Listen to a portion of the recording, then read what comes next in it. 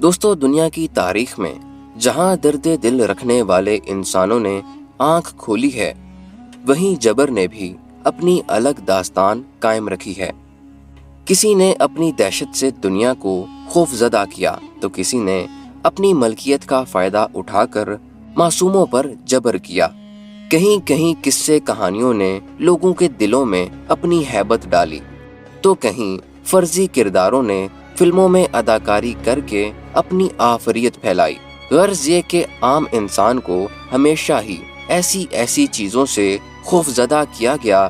کہ جس کے بارے میں سوچنے سے ہی روح کانپ اٹھتی ہے۔ لہٰذا دوستو، انہی قصے کہانیوں اور فلموں کے دہشت ناک کردار ڈریکولا کے بارے میں تو آپ نے سنا ہی ہوگا، لیکن اس کی حقیقت کو بہت کم لوگ ہی جانتے ہیں کہ ڈریکولا، جو کہ دراصل ایک حقیقی کردار تھا، اسے سلطنت عثمانیہ کے سلطان محمد فاتح نے جہنم واصل کیا تھا۔ دراصل تقریباً 15ویں صدی عیسوی میں ولاد دی ایمپلر نامی ایک حکمران تاریخ کا وہ سیاہ کردار ہے جسے ڈریکولا کے نام سے جانا جاتا ہے۔ اس کا تعلق رومانیہ سے تھا اور اس کے بارے میں مشہور ہے کہ یہ اپنے دشمنوں کے جسموں میں سے نیزے گزار کر انہیں مرنے کے لیے ٹانگ دیا کرتا تھا، اور اس کے ظلم کا شکار ہونے والے تڑپ تڑپ کر اپنی جانیں دے دیتے تھے۔ یہ ظالم حکمران اپنے باپ اور بھائی کے قتل کے بعد اپنے دشمنوں کے خاتمے کے لیے کمر بستہ ہو گیا۔ اسے اس کے خون آشوم رویے کی وجہ سے ڈریکل کا نام دیا گیا، جو کہ بعد میں تبدیل ہو کر ڈریکولا بن گیا۔ دوستو، جس طرح ہلاکو خان قتل و غارت کے بعد انسانی کھوپڑیوں کا 10 فٹ اونچا مینار بنا دیتا تھا، اسی طرح ڈریکل کے بارے میں مشہور ہے کہ یہ اپنے شکاریوں کے خون سے روٹی بھگو کر کھاتا تھا۔ اسی لیے اس کے متعلق اب تک سینکڑوں کہانیاں لکھی جا چکی ہیں اور درجنوں فلمیں بھی بنائی جا چکی ہیں۔ دوستو، تاریخ کے مطابق 15ویں صدی عیسوی میں سلطنت عثمانیہ کے سلطان محمد فاتح کی فوجوں نے جب مشرقی یورپ میں ولاکیہ کی طرف پیش قدمی کی تو اس وقت وہاں کی فوجوں نے عثمانیوں کے خلاف لڑنے کا ارادہ کر لیا تھا، لیکن ان کی عسکری قوت بہت کم تھی، جس کی وجہ سے وہ عثمانیوں کے ساتھ ایک امن معاہدہ کرنے پر مجبور ہو گئے۔ لہٰذا معاہدے کے مطابق ولاکیہ کے بادشاہ نے سلطنت عثمانیہ کی اطاعت قبول کر لی، اور امن معاہدے کے تحت اس نے اپنے 2 بیٹوں ولاد سوئم اور راڈو کو حصول تعلیم کے لیے انقرہ بھیج دیا، جو کہ اس وقت سلطنت عثمانیہ کا دارالخلافہ تھا۔ ولاد بچپن ہی سے ایک سرکش، تشدد پسند اور ظالم فطرت رکھنے والا انسان تھا، لہٰذا دونوں بھائی وہاں ایک لمبے عرصے تک رہے اور مختلف علوم کی تعلیم حاصل کرتے رہے۔ بعد میں راڈو نے تو اسلام قبول کر لیا، لیکن ولاد سوئم اپنی سرکشی پر قائم رہا، حالانکہ وہ وہاں عربی، ترکی اور فارسی بھی سیکھ چکا تھا اور قرآن مجید کی تعلیم بھی حاصل کر چکا تھا۔ بعد ازاں سلطان نے ولاد سوئم کو ولاکیہ بھیج دیا تاکہ وہ اپنے باپ کی جگہ وہاں کا تخت و تاج سنبھال سکے، لیکن اس نے وہاں جا کر اپنی الگ سے حکومت قائم کر لی، اور حکمرانی ملتے ہی ولاد کی ظالمانہ فطرت کھل کر سامنے آ گئی اور اس کے اندر کا تشدد پسند حیوان جاگنے لگا، جو کہ بعد میں ڈریکولا کا روپ اختیار کر گیا۔ لوگوں نے اس کے ظلم کی وجہ سے اسے ڈریکولا کا نام دیا، جو کہ مشہور ہو گیا۔ اس ڈریکولا یعنی ولاد نے حکومت سنبھالنے کے فوراً بعد اپنی فوج کو منظم کیا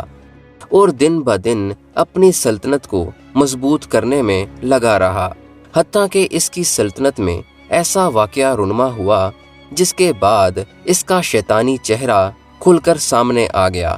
دوستو، ایک بار خلافت عثمانیہ کا وفد اس کے دربار میں آ کر ولاد سے کہنے لگا کہ ہمیں سلطان نے آپ سے خراج تحسین لینے کے لیے بھیجا ہے، لہٰذا آپ کچھ عنایت فرمائیں۔ ولاد نے بجائے سلطان کا حکم ماننے کے پہلے تو ان لوگوں کا مذاق اڑایا